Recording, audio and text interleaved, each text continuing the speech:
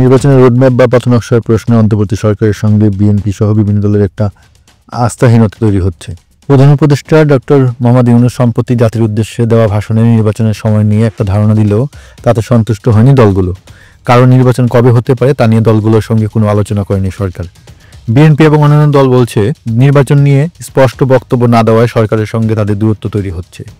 বিএনপির মিত্র জোট এবং জামায়াত ইসলামী প্রয়োজনীয় সংস্কার ও নির্বাচন নিয়ে রোডম্যাপ দাবি করে আসছে। তবে অন্তর্বর্তী সরকারের বয়স 4 মাস পার হওয়ার পর 16 ডিসেম্বর মহান জাতীয় দিবস উপলক্ষে জাতির উদ্দেশ্যে দেওয়া ভাষণে নির্বাচনের সময় নিয়ে একটা ধারণা দিয়েছেন প্রধান উপদেষ্টা।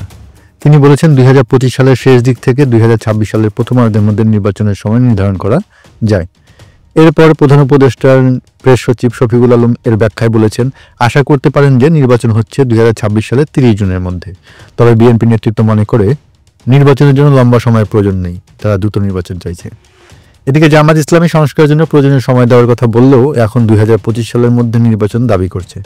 দেরিতে হলেও সরকারের শীর্ষ পর্যায় থেকে নির্বাচনের কথা বলায় এটিকে রাজনৈতিক দলগুলো ইতিবাচক হিসাবে দেখছে। কিন্তু নির্বাচন নিয়ে বক্তব্য স্পষ্ট নয় এবং সময় নিয়ে একটা ধারণা দেওয়ার ব্যাপারে দলগুলোর সঙ্গে কোনো আলোচনা করা হয়নি বলে অভিযোগ করেছে তারা। এখন দলগুলো তাদের সঙ্গে আলোচনা করে ঐক্যমত্যের ভিত্তিতে রোডম্যাপ তৈরির দাবি করছে।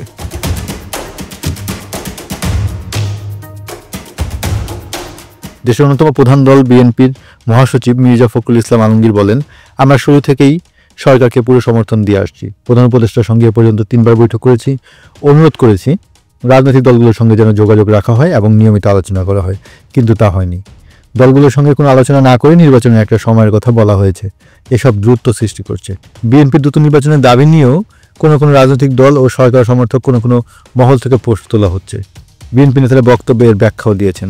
দলটির ভারপ্রাপ্ত চেয়ারম্যান তারেক রহমান সম্প্রতি দলের এক অনুষ্ঠানে বলেছেন, রাজনৈতিক দল হিসাবে তারা বারবার নির্বাচনের কথা বলবেন, নির্বাচন চাইবেন, এটাই স্বাভাবিক। অন্তর্বর্তী সরকারের কর্মকাণ্ড নিয়েও নানা আলোচনা বিএনপির ভেতরে, যদিও তারা বিশ্বাস করে এই সরকার ব্যর্থ হলে বড় ধরনের সংকট হবে। সেজন্য বিএনপি এবং এর মিত্ররা সরকারের ব্যর্থতা বিষয়গুলোকে সামনে আনছেন না, বরং ধৈর্য ধরছে।